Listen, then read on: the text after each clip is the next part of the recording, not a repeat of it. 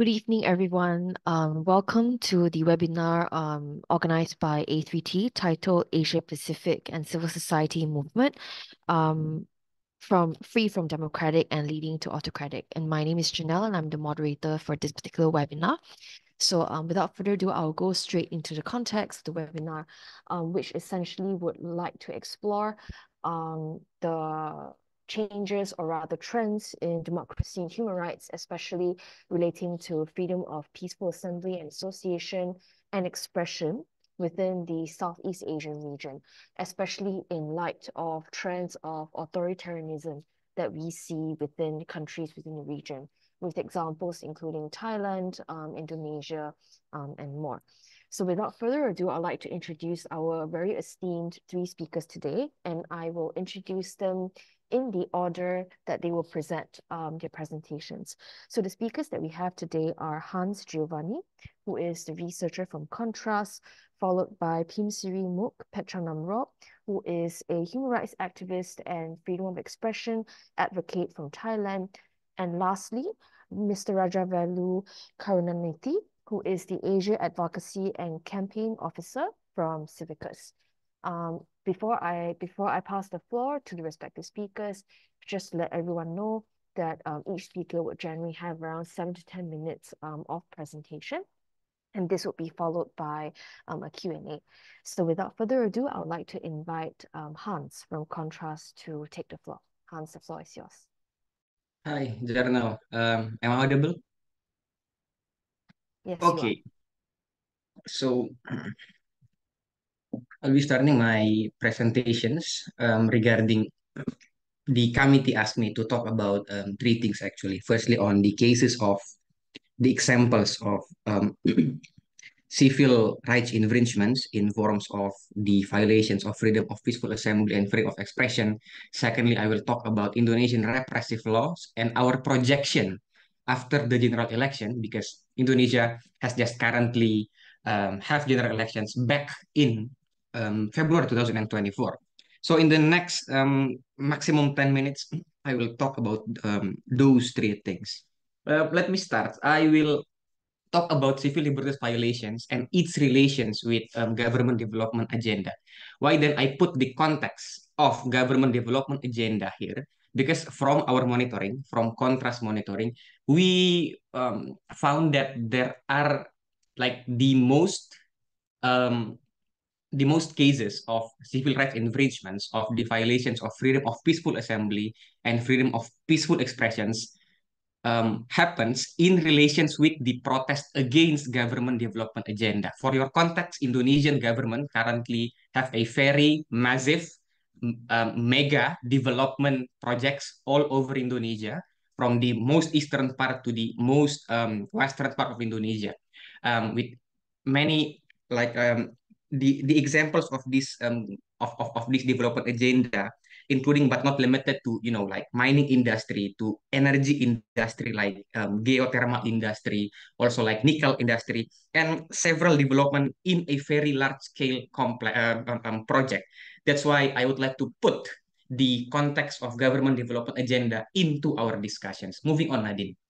Um, Firstly, let's talk about the general conditions on Indonesian freedom of peaceful assembly and freedom of peaceful expressions. So specifically, Civicus put Indonesia, classify Indonesia as an obstructed state, in which Civicus put score 46 out of 100 to Indonesians' conditions of civil liberties. Throughout 2023, from contrast monitoring, we have documented at least 127 violations in the form of attacks and another kind of threat against against freedom of peaceful assembly and associations, against freedoms of expressions, which have resulted in 72 injuries and one death. Also, based on the same documentations, same monitoring, we documented at least 622 individuals being arrested for this civil liberties infringement. So, like in general, there are an alarming conditions regarding Indonesians' freedoms of peaceful assembly and associations, and also freedoms of expressions. Moving on. Um, I would like then to connect the context of violations on civil liberties and also the cases of torture happening in Indonesia. Why? Because from our monitoring, we found there are at least 42 documented cases of torture. This data shows you that actually the cases of another human rights violation, such as torture, is sometimes in line with the numbers of violations of civil liberties, of civil rights that is also happening in Indonesia. So, like the main cause of these violations of rights, from our perspective and from our analysis, is the massive deployment of police, also military, and other state apparatus, other state apparatus. We could see there are relations between the numbers of torture cases, the numbers of violations on civil rights and civil liberties. We could see the connections that sometimes it is very in line to show you that there is what we from Contrast call culture of violence happening within Indonesian state apparatus and in which civilians are the victims of this culture of violence happening. Moving on. Um, in the context of government development agenda, we could say that most of the civil liberties violations happening in the context of protest from civilians directed towards government development projects that are sometimes related to natural resources. We documented at least 73 incidents of civil liberties violations regarding two protests directed against government development projects that occurred between January 2023 to April 2024. So the protest against government development agenda and against government projects on natural resources have been main causes of civil liberties violations, the main causes of violations on freedom of peaceful assembly and freedoms of expression. Moving on, Nadine. Um, So we could see from the normative perspective of Indonesian law, that is actually Indonesian constitution does guarantee civil liberties. We even have laws on human rights. We have our own human rights bills. Indonesia is also a party of the ICCPR, the International Covenant on civil and political rights. However, sometimes we found that Indonesian criminal law is often being used to criminalize against protests and demonstrations.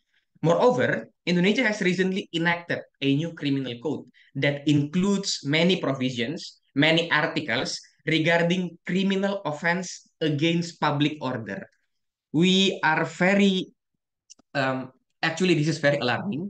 We we projected that in the future, there are more articles from the criminal code, there are more provisions from the criminal code that could be used in targeting those activists or those protesters and putting Indonesian civil liberties conditions in a very alarming situations actually. On the other hand, we also found that many law enforcement institutions, law enforcement agency like the police, especially the police, are frequently deployed in massive numbers to quote unquote safeguarding government's development agenda. That has been one of the main causes of those numbers of civil rights violations I have shown you earlier. Thank you, Nadine. You can take down my presentation. So um, the third part that I would like to discuss is what is our projection? What is contrast projections after our recent elections? For context, back in February 2024, we have finished our general election. From the data, that is one of the biggest elections in the world after, of course, United States and also India. But um, many experts say that um, our elections is very hard to divine and also to be explained because it is one of the most complex general elections in the world.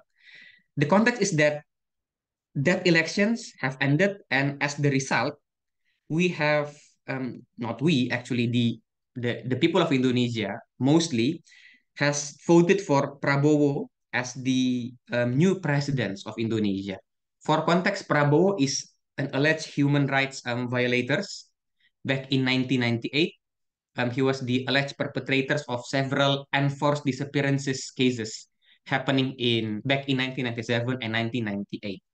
So the problem is that the main narrative of Prabowo presidency is sustainability, that they would like to continue the development agenda from the current regime because basically Prabowo vice president is our current president's son. So this idea of sustainability, this idea of continuity is the main narrative that is brought by the new presidents that they would like to continue the development agenda from the current regime. The problem is that we have seen that those development agenda is one of the main causes of those examples of civil liberties infringements, of violations of freedom of peaceful assembly and also freedom of expressions. Thus, we could see that not much will change after the elections and after the new presidency. Even it could be worse in certain contexts and situations. But secondly, it's also worth to be noted that the current regime, at the end of the regime, tried to introduce a new bill.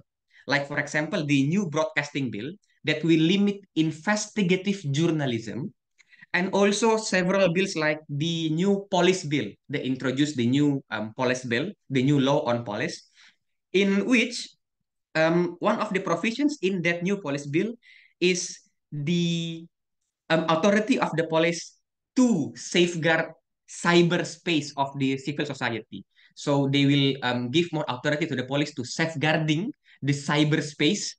But secondly, they also give an authority to the police to investigate activities and also sources of funding that can be deemed not in line with the national security interest of Indonesia. So we could see that those provisions to safeguard the cyberspace and also investigations on activities that is not in line with national security can be, let's say, a trap towards activists, towards civil society organizations, and also towards critics and protests directed against the government. So that's the general conditions currently, or we projected that could happen in Indonesia. Thank you, Journal. Back to you. Thanks very much, Hans. So just to quickly summarize what you have said, you've essentially covered trends of persisting freedom of peaceful assembly and freedom of expression violations, especially with regards to protests against government development agenda. You've also covered torture, which, according to monitoring by contrast, to be largely in line in prevalence with infringements in civil liberties. You have also described the deployment of law enforcement and other state apparatus to sort of safeguard the government's interests, but at the expense of the people. Last but not least, in general, you've also very eloquently described contrast projection in terms of what we can expect to see in human rights under the current president, especially, through upcoming initiatives such as the new broadcasting bill and also the new police bill. So I hope I've adequately summarized everything. I will next pass on the floor to Mook for her presentation. The floor is yours. Okay, thank you. Thank you, Janelle. Basically, if we talk about the right to freedom of assembly in Thailand, I think we have to go back a little to 2020 because that was when we experienced very big and nationwide protests in Thailand. Actually youth-led, but I mean, at the end of the day, many people joined the protest, and according to the numbers collected by, well, basically special branch police, I mean, I got numbers somehow. At the peak of the protest in 2020, we had about 400,000 protesters altogether and actually throughout the country. Uh, if you take a look from outside, it looks like urban-based to a certain extent, but in reality, the protests actually took place in 25 provinces in Thailand. I mean, we have 77 provinces, and the fact that the protests took place in 25 provinces, it means that it's basically a nationwide protest because it happened everywhere in the country, not just only in Bangkok, right? So yeah, at the beginning, I think the government actually don't know how to deal with the situation. So they kind of let things go for a few months. And after that, they actually figure out because the first protest started in July 2020. I mean, I remember exactly, it's 18 July 2020. I mean, I was first charged because of that demonstration. And then the government back then in 2020 kind of let it go for around 2 months. And then they started using water cannons, tear gas, and also rubber bullets to disperse the protests in many occasions. So the first one started in 16th of October 2020, and it's actually happened in the middle of Bangkok. Like, I mean, if you've been to Bangkok before, is around Patumwan Junction where MBK is located, Siam is located. So it's basically, I mean, the first crackdown for 2020 protests actually took place in the middle of the city. And after that, we experienced a series of, let's say, violent crackdown, not to the extent that they use the live bullets, but of course, to the extent that they use a lot of water cannons, also toxic chemical stuff that they put also in the water. Like when it's actually touch your skin, it's gonna get irritated. If it comes to your eye, of course, it's actually kind of hurtful somehow. And I would say all of the protesters would at least have one time first-hand experience exposing to tear gas, either tear gas, uh, what water cannon, and I mean to a certain extent, rubber bullet as well. The casualties from the 2020 protests, because the protest has been kind of dragging for many months. So it's 2020 and 2021 protests basically. So the casualty is uh one 15 years old boy uh died from the live bullet in front of a police station, Dindang police station in Bangkok in one of the protests. Up until today, I don't think they actually catch the person who should be responsible for the boy's death, basically.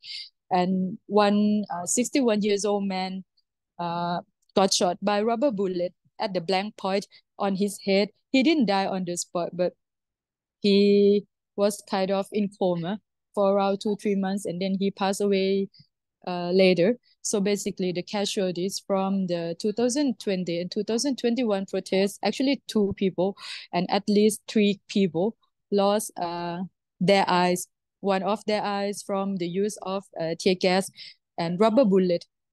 So two guys actually lost one of their eyes from the tear gas canister, and one guy, our friend, I mean, actually everyone is from the movement, but the guy who actually got shot by the rubber bullet on the, I mean, on his right eye. I mean, he protested against APEC meeting in Bangkok in November 2021. So this is what we know for now. So basically, severe injuries until you actually lost your eyesight is three people, and the death is actually two people. One super young boy, like 15 years old, and one old man, basically.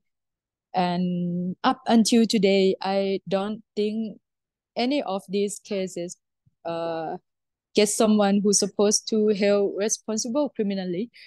In the case of two guys who got shot at their eyes by the tear gas canister, these two people, I believe that they got reparation, but on the civil case, but not criminal case. So nobody has been held responsible for the severe injuries and also the deaths that occurred during the 2020 and 2021 protests.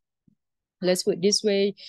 And in the concept note, I saw as well that you mentioned about the draft law on the operation of not-for-profit organization. It was actually tabled in the late 2021, and it was dragged until 2022, but to a certain extent with the efforts of civil society to do advocacy on this draft law. So the law was already scrapped, and yeah, we actually fought very hard against it because it's going to have a serious effects on the operations of NGOs. We actually call it casually like NGO laws because the full name is quite long, right? So this is the thing. I mean, and back then it was just right after the coup in Myanmar.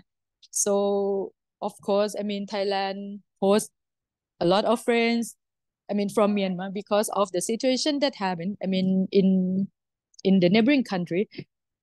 So if this law was passed or enacted, it was not going to affect only Thai civil societies, but also the operations of our friends in the different parts of the country will be under serious scrutiny as well because any kind of non-profit organization must be registered with the Ministry of Interior, basically. So I would say it was a success story from our side that we were able to actually stop this law from being enacted. I mean, in 2022. So right now it's scrapped, and I don't hear that they're going to, I mean, the government is going to bring it back anytime soon because, I mean, same as Indonesia, but a year before we also just got the election. So it's now the new government with kind of a very strange situation. It's a civilian-led government already, but it's not the party that won the elections that was able to form the government. It was the party that come in the second. So there are some controversies around the issues of who actually could form the government back in 2023 because how the constitution was drafted by the military junta during the coup I mean, after the coup in 2014 and 9 years, no, sorry, 5 years later. So the constitution just drafted in the way that they make sure that people who wanted to form the government need an approval from the Senate. And the Senate actually was appointed by the junta. So it's actually very similar to the Myanmar constitution. I kind of think that they copy each other in a way because it somehow reserved the seat for people who can have a strong say in terms of selecting the government, let's put it this way. So at this point of time, we are in a very weird situation because the protest movement was big in 2020, in 2021, but right now, a lot of people, especially movement leaders, have been charged with less matches, which is which carries very, very heavy punishment, starting from 3 to 15 years. So some of you who are not familiar with less matches, it's actually the law that prevents Thai citizens or whoever in Thailand to criticize the monarchy. You cannot touch the monarchy. You cannot, well, have an opinion about them basically because the law carries this very heavy punishment. And I've been charged, but I have only one charge. Some people, some movement leaders have 30. Like the guy that I know, Penguin, he was a student activist who led the movement in 2020. He has 30 charges of lèse majesté on him. So theoretically, if he gets convicted to the maximum punishment, theoretically is 40, no, sorry, it's 450 years in prison and more altogether. I actually cannot really track his cases right now. Last time I know it's 31 or 32 cases. So it's like 400 years in prison if they give him the maximum, if the court gives him the maximum. And just 2 weeks ago, one of our comrades, let's put it this way, one of the movement leaders who's been in pretrial detention under lèse majesté, unfortunately, sadly, passed away in prison up until, and she was only 28 years old. She did the hunger strike before, and after that she started eating, but up until today, 2 weeks already, we actually don't know what happened in the prison. Like, we don't know for sure what actually happened in the prison on the morning that she lost her consciousness and then fell down on the ground, and what actually happened. Like, nobody has any idea. Basically, the lawyers received the medical report from that morning after they were asking for about 5 days before the correctional department released the report from the prison. But up until today, they refused to give the lawyers the CCTV footage, citing privacy reason of those who provided medical care at that point. Is a bit no, it's not a bit, it's actually bullshit, because I mean, the lawyers will not release it to the public whatsoever. It's just for how to say, investigate the death in custody. So this is the situation that we are on right now. The movement is kind of, it's not yet dead, I would put it this way, but it's very much stagnating because of the whole situation that we probably have the somehow quasi civilian led government, and many people from the movement in 2020 2021 have been charged with less measures, which carries heavy punishment and all that stuff, and also the court burdens and everything. So many people kind of feel exhausted, I would put it this way. Not yet, the movement is not yet dead, but we are in kind of pretty struggling situation. Okay, just to summarize the whole situation. Thank you. Very much, Mook. First of all, I was also quite affected actually when I came across the news of Bong's passing in prison, and what she went through. So I believe that all of us civil society do have our thoughts and solidarity with her.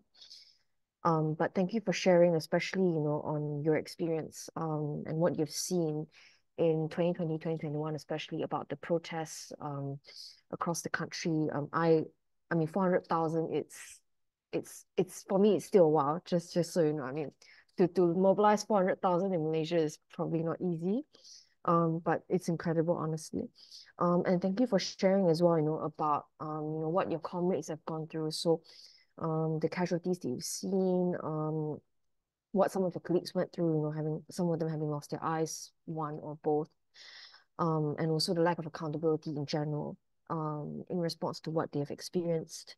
And just to summarize, you've also shared about the quasi-led government. I do have a question, definitely much later, about the role that policymakers can play, at least in your country, but I'll definitely get to that later. But thank you for bringing up about the quasi-led civilian government, and also the role of the military in suppressing even, the check and balance role that policymakers can play in improving the human rights situation now. But thank you very much for sharing.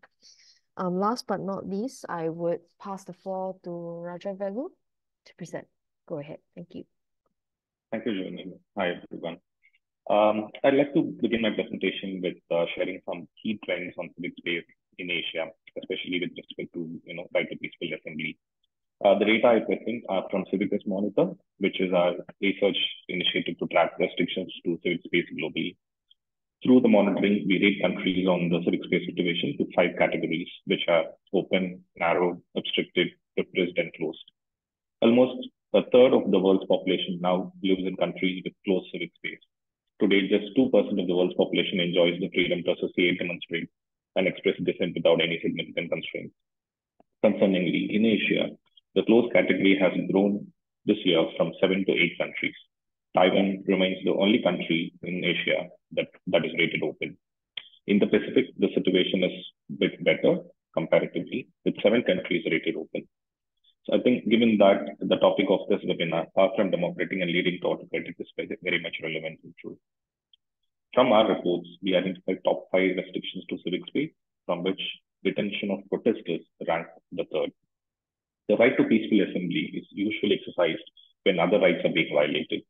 People take to the streets to demand rights, yet states usually ignore these rightful demands and instead disrupt protests. In response, states deployed security forces to arrest and detain protesters in at least 21 countries in Asia Pacific. A few examples of systemic violations on right to protest in Asia I'd like to summarize. In Bangladesh, there have been mass arrests of opposition supporters taking part in protests and have faced fabricated cases against them. In Afghanistan, women continue to protest even when facing brutal repression by the Taliban. In Indonesia, protesters have been detained and there's been a lot crackdown, especially in the Papua region. In Thailand, I think Mook has very well detailed the repression and the crackdown that the pro-democracy activists have faced in the past few years. And in Sri Lanka, protest leaders have been detained under anti-terror laws and have faced constant surveillance, intimidation, and threats. Last year in Pakistan, police carried out mass arrests and crackdown against opposition when they protested against the arrest of the former prime minister. And few of the protesters were also, tried in military courts, violating the right to basic trial. The second part of my presentation, I'd like to talk a bit about states' compliance to UN mechanisms, especially on the right to peaceful assembly.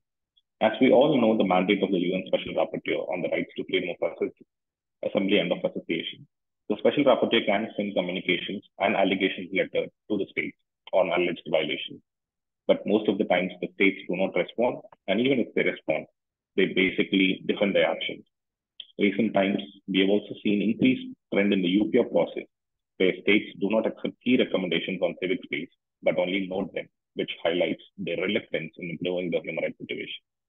Recently, Indonesia was reviewed by the Human Rights Committee of the UN under the International Covenant on Civil and Political Rights, which Indonesia is party to, as Hans mentioned earlier. In the concluding observations, the committee has raised concerns that the laws in Indonesia on the rights of peaceful assembly have excessive and disproportionate restrictions, including those pertinent to national security. The committee noted with regret that significant reports of harassment, intimidation, surveillance, and excessive use of force have been used against peaceful protesters, including members of civil society in Indonesia. Based on these observations, the committee had 4 key recommendations on right to peaceful assembly. One is to review relevant laws and to clarify the restrictions on peaceful protest in accordance with principles of necessity and proportionality. The second one is to ensure that any restriction on right to peaceful assembly and association should comply with the strict requirements of Articles 21 and 22 of the CCPR. Third, the committee asked Indonesia to ensure that all allegations of harassment, intimidation, and surveillance and excessive use of force should be investigated impartially. And the committee also recommended that all law enforcement officials in Indonesia regularly receive trainings on the UN basic principles on use of force and firearms. The last part of my presentation, I'd like to cover on what we could do to reclaim the space that we are losing. I think the main challenge is the lack of political will, especially in advancing accountability for serious crimes against activists and protesters. Because states often refuse to recognize individual rights of peaceful assembly and association. They also deny that the crimes occurred and violations happened. Hence, accountability gaps for serious human rights violations have to be highlighted so that the culture of impunity is ended. There is also a growing tendency for states to depict protesters and human rights activism as criminal and a threat to national security or public order. Instead of enabling and facilitating protest and civic freedoms, the state is doing much to curb it. Such narratives also help entrench impunity as a repression of human rights activists and protesters is legitimized. There is also a growing tendency of states to provide law enforcement agents with immunity and also broad powers and unrestricted use of force, including lethal force, which affects fundamental freedoms. I will end by stating an example from Bangladesh, which is more of universal jurisdiction. In 2021, the United States Treasury Department had imposed sanctions on Rapid Action Battalion, which is an elite paramilitary unit in Bangladesh. They were part of an anti-terror operation in which there were several and systemic incidents and violations, especially on extrajudicial killings and enforced disappearances, which resulted in a lot of life losses. And in addition, the U.S. State Department also imposed sanctions on two former officers of the Rapid Action Battalion. These sanctions were due to Bangladesh civil society's effort in bringing accountability of human rights violations. I think given all that's happening in the region, these kind of new approaches have to be undertaken to end impunity and also to ensure accountability on rights violations. Thank you. Thanks very much, Rajavelu, for your presentation. So essentially, you've covered the proportions, or rather the general trends across regions in terms of the level of openness or closeness of civic space. You've also well, there was one very interesting finding for me, which is you've mentioned that there is a trend of recommendations on peaceful assembly and association being noted instead of accepted. So that's something definitely very insightful for me. And just to mention as well, you've covered recommendations given by the Committee on ICSPR, in which Indonesia is currently a committee member. With four recommendations being issued to the country, followed by your insights on key challenges that we need to address in order to have substantive progress, or rather improvements to freedom of peaceful assembly and association. So I think I've covered more or less, right? Yeah, so I have 10 minutes as I've gotten from our technician that we have 10 minutes for Q&A. So I'd just like to I'll probably just address a couple of questions. I'll put out a general question first to each of you to see what your thoughts are. I do have one question or two directed to specific speakers. So what is actually interesting to me is rather, generally when it comes to Southeast Asia, I think most of us here would already be aware that in many ways our governments are a little bit have more authoritarian tendencies than some of the other regions. It's just maybe, so I guess my general question is how are we as a sub-region different this time compared to previous waves or previous trends of authoritarianism? Yeah, just a general question to all three of you, and any one of you can answer first, not an issue.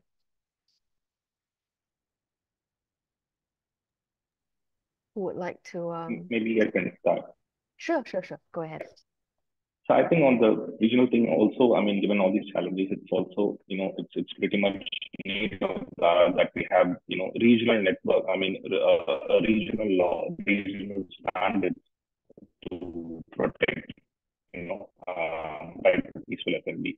The African Commission, the Inter-American Commission, they have some solid, standards with ASEAN or the SAARC in South Asia. It's the lack of political will to bring in consensus on, key human rights issues. So, that's the big elephant in the room that needs to be addressed first, before, we have a solid regional human rights mechanism for the whole region, or at least the sub-regions as well. Thanks, Raja. Yeah, Hans or Mook, do any of you guys want to input? So how, from your respective perspectives, being your countries and all, how is the authoritarianism now in your respective countries? How is it different? Or how is it worse, for example, than previous years? Okay, I can go first before Hans. I think it's very interesting question, and I think we should also all answer. I mean, as regional actors and all that stuff, because I think these days they're much more sophisticated. Like back in the 70s, 80s, they just don't care, all dictators and all that stuff.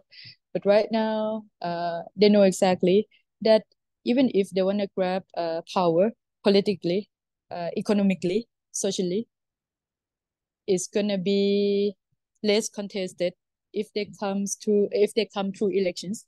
And this is what they did basically in the Philippines and in Indonesia recently. Well, in Thailand, it's the whole weird situation. But I mean, the elite learns as well that the hard fist wouldn't work for for the long term. So they know exactly that eventually they have to grab the power through the elections in whatever way. So this is more sophisticated in my point of view. And if we look back for the old documents that we used to read, like how to start a revolution and that kind of stuff, or civil disobedience and democratic transition, I would say they learn. They know what we were thinking. They know what we were using, and they actually adapted themselves to come this way. Like they know exactly, as I said, that to grab power in the long run, they come through elections, and this is much harder to contest. I think we all have to answer these questions all together. Okay, of course we have Myanmar that go all crazy, but that's how they are since the beginning, and they don't think they need to change. But for more sophisticated establishment in other countries, they they come in with more sophisticated way. Then we have to basically, we civil society activists, we also have to think about it. Yes, what we used to think is work is no longer working. Thanks very much. That's really insightful. Look, Hans, go right ahead. Any thoughts Yeah, on I this? think I have three things to respond to or to answer that question. Firstly, we have to look at the basic principle of Asian values being used and always, I would like to say, become the main narrative of counter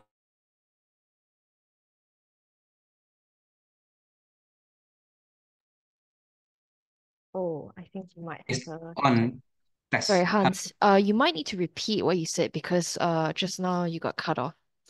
Okay. I start from the Asian values that we have in Southeast Asia and several East Asian countries that focus more on integrated and collectively led societies that focus on stability in comparison with, let's say, what often they say Western ideals of universal human rights, civil rights, and civil liberties values. Um, Several people think that those ideals is not rooted well in the values of Southeast Asians and Asian countries. But then, secondly, on the practical level, especially in Southeast Asia, the organizations like ASEAN, for example, doesn't have its own human rights mechanism, different with what we have in, let's say, Inter-American Court of Human Rights or European Court of Human Rights. They also have regional human rights treaties and mechanisms. We don't have those kind of things in ASEAN. Thus, the first problem is that civil rights, civil liberties, human rights is not the main narrative, but secondly, there are no enforced mechanism to enforce or to respond towards any human rights violations that is happening in the region. But secondly, talking about the trend, I could see that currently the trend of authoritarian regime, autocracy, is happening all over Southeast Asia with different characteristics and different form. What Mook already explained in, yeah, of course, Thailand will preserve their less majesty articles, the 112, or what is happening in Myanmar or several Southeast Asian countries, including, for example, Indonesia. Um, so there are this trend happening in the regions, and I could see that one of the factors is because we don't have the value of civil liberties and civil rights that is rooted within the let's say political landscape of this region.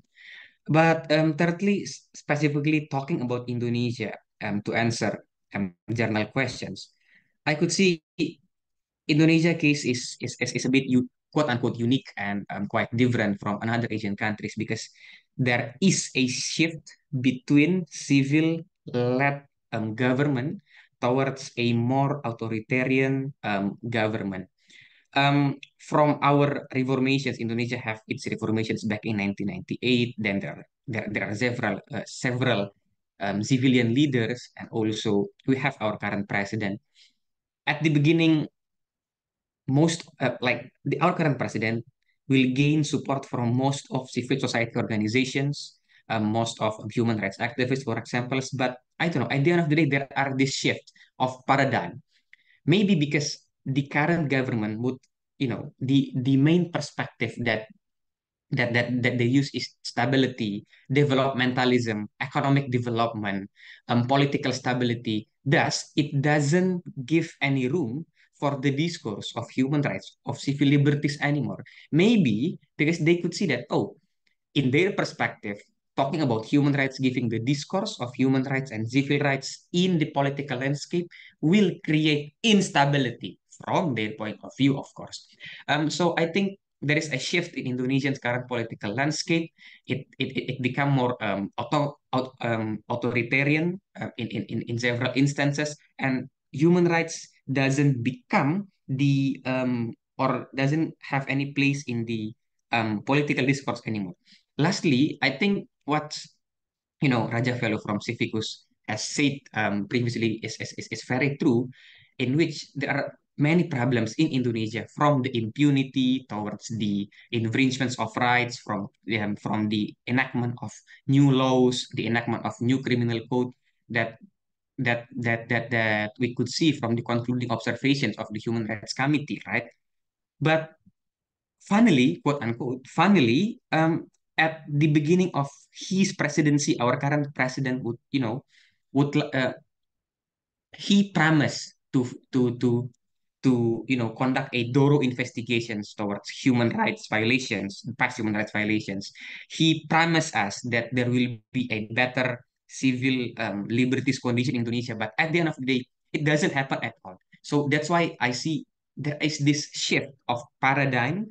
There is this shift from a democratic and civil-led regime towards more authoritarian and military-led regime. Maybe that's. Thank you, General. Thanks for the very elaborate explanation and sharing of insights, Hans. Actually, I do have I hope I have a bit more time from Nadine, because there is one very important question that I really think we should address, because given the rise in authoritarianism, in different ways, in different characteristics across the countries, and for Malaysia, I wouldn't say it's necessarily authoritarian, although I would say that there have been clampdowns on various fronts, including freedom of expression, including on royalty as well.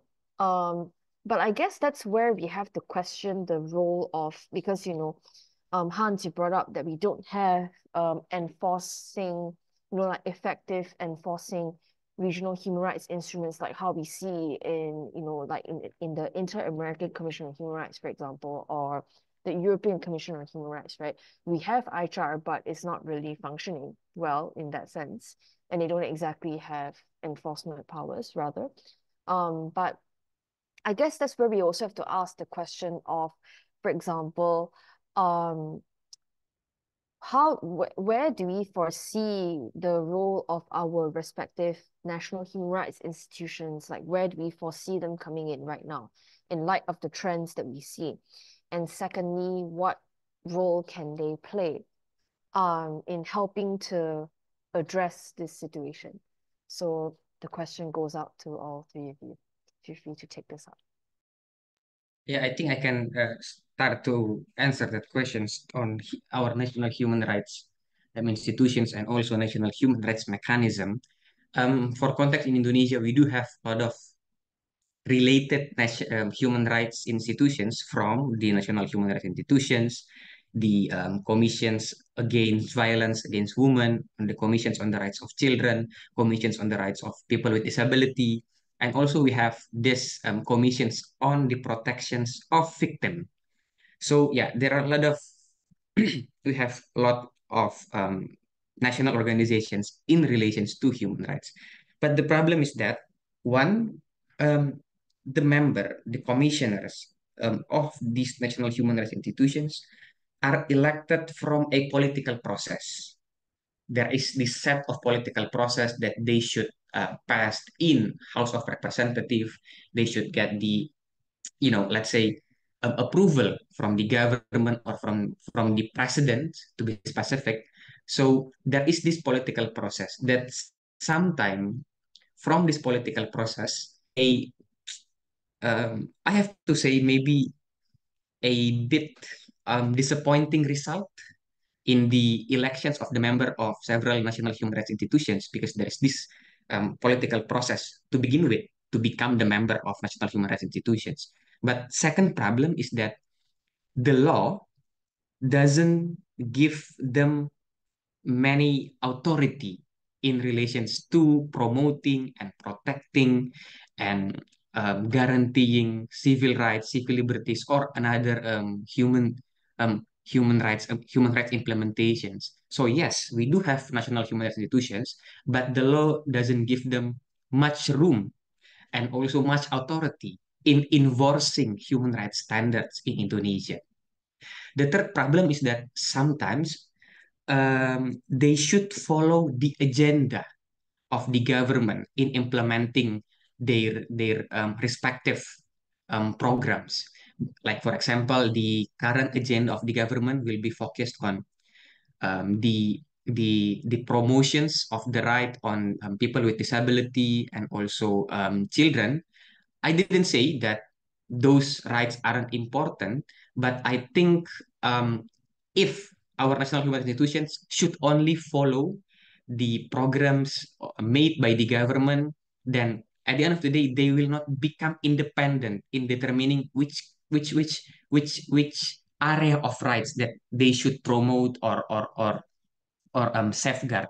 As Raj said previously, I believe I believe the members of national human rights institutions have read the reports from Civicus, from Freedom House, for example, or from Economic Intelligence Unit on Indonesian human rights situations. But there are not much that they can do because the law gave them very limited authority.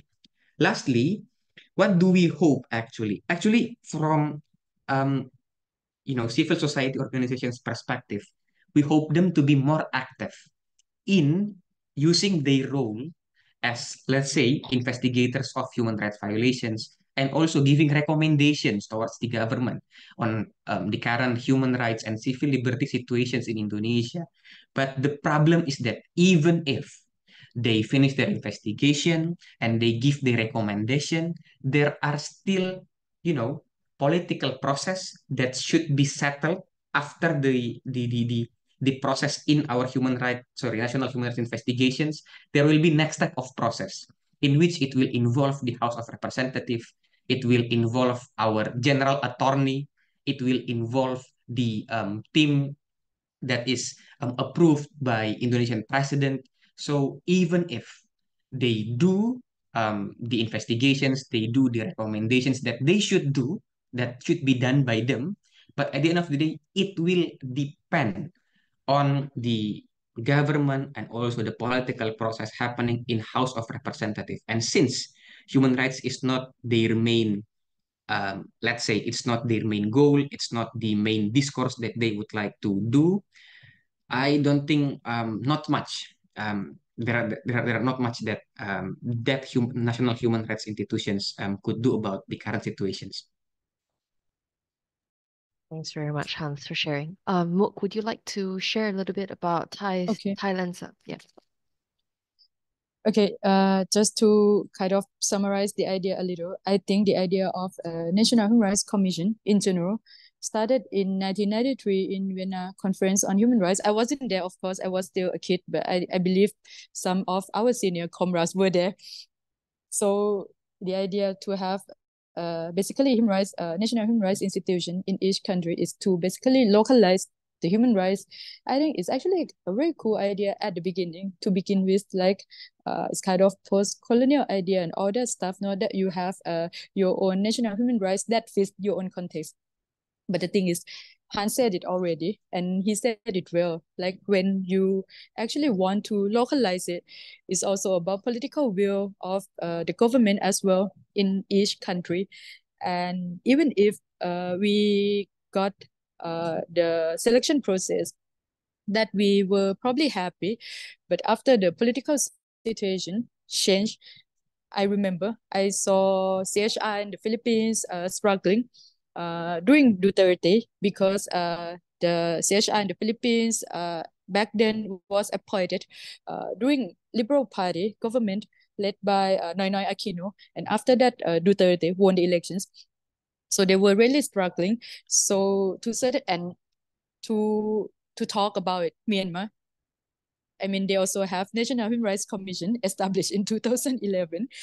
So it actually comes back to whatever we discussed, and Hans already said it, that is really about political view of the government, how or House of Representatives, how they actually view it as something important. I mean, of course, we can still use the National Human Rights Commission in Thailand to address some issues. For example, they're pretty good when it comes to environmental issues or natural resources, for example, or labor issues. They're not bad. Of course, they don't have also enforcing power because they're advisory body. But I mean, their opinions are somehow acceptable. But when it comes to freedom of expression or freedom of peaceful assembly, association, those kind of civil liberties, they kind of shy away from it because of the politics behind the selection process, as we all know. So yeah, I mean, they can do something, but not to the extent that we think they're supposed to do. And in Thailand, they actually have pretty huge budget.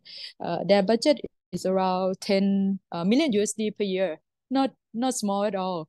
And yeah, I mean, they have around 200 staff in the office. So of course they should do more. But as we said already, so it comes with the selection process and all that stuff, how we localize it. It really depends on how our government has the political view to localize human rights, basically. Thanks very much. Roger, how the floor is yours. Feel free to, Sure. So, yeah, yeah, explain. I think I'll just complement to what Mukund has said. I think when we talk about autocratic nations and countries, I think the first step that they do is capturing of independent institutions. So for them, independent institutions are antithesis to what they try to achieve. So they try to weaken it and capture it through, I mean, mainly the judiciary and the national human rights institutions. So that is why there are political appointments. There is weakened mandate for these institutions. The funding is being, restricted, or like Hans said, it's being, restricted to, soft, human rights and developmental issues. I think our work should also be towards strengthening and recapturing these institutions so that they are independent of the government and try to assist us in the human rights work that we do. Thanks, Roger. But yes, so I understand from our technical person that we do have to wrap up. So I would like to conclude before I proceed to the final remarks. I would like to once again give the floor to all speakers to just say a couple of liners perhaps on what are your aspirations or calls to action, whether it's to your country or whether it's, to regional bodies. Yeah, so the floor is yours. Like any last words on what you hope to see within the next, whether it's 1 year, 2 years, or 3 years even, within the sub-region, and what you hope, what's the change you hope to see, basically, and what is your call to action as well for our governments within the region on strengthening freedom of peaceful assembly and association and expression, of course. Yeah, I think from our point of view, that since we will have a new regime and we don't expect too much actually from this new regime and also the current regime, but what is important is that the government um, should look back towards the spirit of the reformations back in 1998, because at that time there were public outcries regarding the human rights violations, regarding the very closed civic space that is happening in Indonesia. And currently we see there are many trends and also projections on the not shrinking but closing on the civic space. Thus, we hope that government will um, look back at those periods and on how they could create a better and opened a room for human rights discourse on the context of civic space in Indonesia in that's been declining ever since. I think that's all. Thank you, Jernal. Thank you, Hans. Mook. Okay, I'll go quickly. I actually don't have much hope with the government per se because I mean they do what they do. But I think what we can do as we are civil society is that I actually believe in transnational solidarity movement that we work together and we strategize together. We have to read and think about how we actually approach uh, people who can put the pressures on the government. Let's put it this way. To a certain extent, it can be the Western. To a certain extent, it can be, well, I mean, I actually cannot think of anyone else, basically. I'm not going to say China for sure. So, yeah, maybe whoever that can put the pressures on our governments all together. And then if we strategize it together, if we have certain plan together, we move along together. I mean, civil society in each country. We have, of course, ASEAN's People Forum, but it's just like, well, I mean, I like it. I mean, I got to know a lot of people from this event, but we should make it more than meeting up like yearly.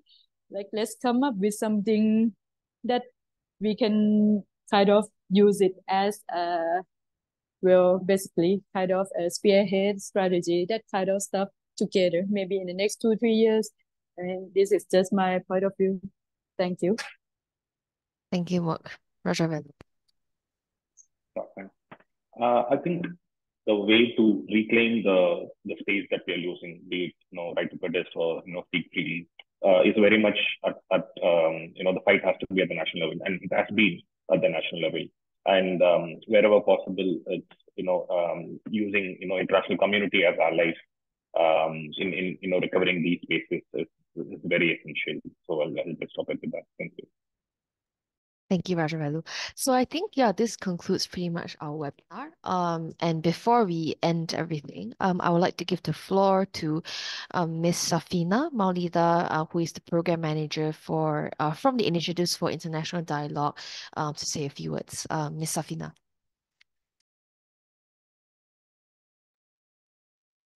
Hello. So I think I just like to reiterate what the speaker has been said for this past an hour. So it's all about the significant social movement uprisings.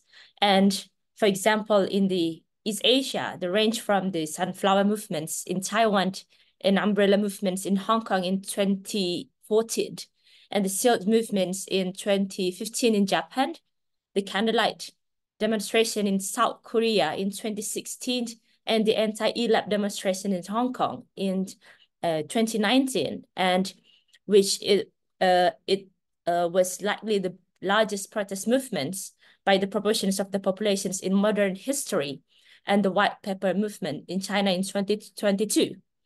And also in the Southeast Asia, we all seen the unprecedented youth-led mobilizations, including the demonstrations against the Thai monarchy that Pimuk just elaborated began in 2020, and then the pushback against the killings conducted by Rodrigo Duterte governments in the Philippines, and also definitely the civil disobedience movements in Myanmar about the attempted coup that now became a full-scale civil war.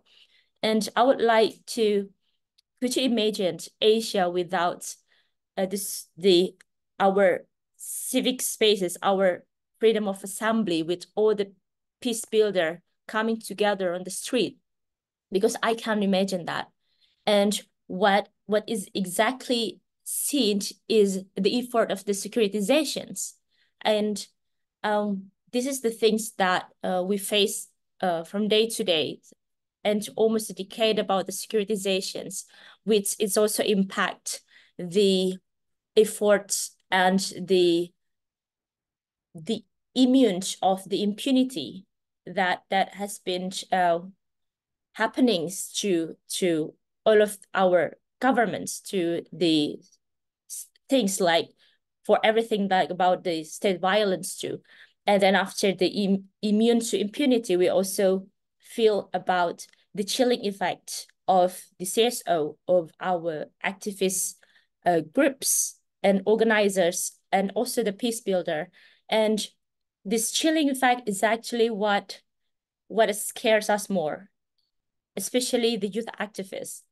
And can, like Pimuk already say that maybe what works is the transnational solidarity, translocal solidarity, because we definitely need to rethink if the space right now, if the space that we often use to go for solidarity, but how if it's taken over again? And then we build another alternatives space, and then they will take it over again. So we always need to think about the alt space. But the ability of reimagining, we need to also share values and also the tactics. So I think while we share the tactics, it's only possible when we believe in the transnational solidarity among each other of the youth movements in Asia.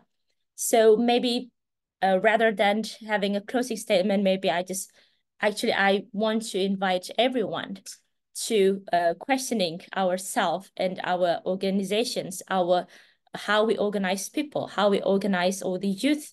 That is, we to reimagine the truly future that we actually want.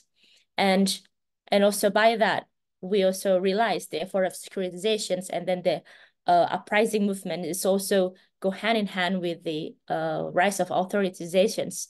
And it's a very scaring situations, but also it what maybe give us spirit to always moving on, and then to always move forward through what is happening to our movements.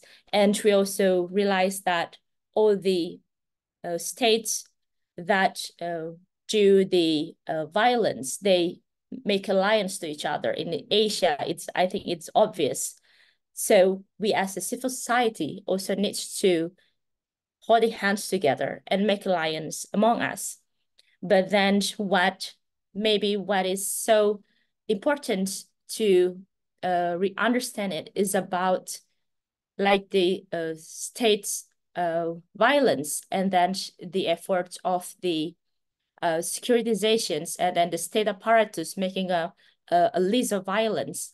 And then also maybe we always hear it from the West that, for example, like the effort of defund the police, it's not just about we demand about the reform of the security actors or reform of the police, but definitely there is a pretext why we want to defund the police, and that pretext is actually collective care. And this kind of things is what is actually what give us an engine to always move, and then work together and refresh our we will feel tired in the middle way, but there is a space for us to always moving on with the things that we have. Thank you. Thanks very much, Safina. So that concludes pretty much the end of our webinar. And so thank you everyone for listening in, spending your Friday night or rather the weekend listening to this webinar. And I hope you have a great time and a great week, or rather a great weekend. Take care. Thank you.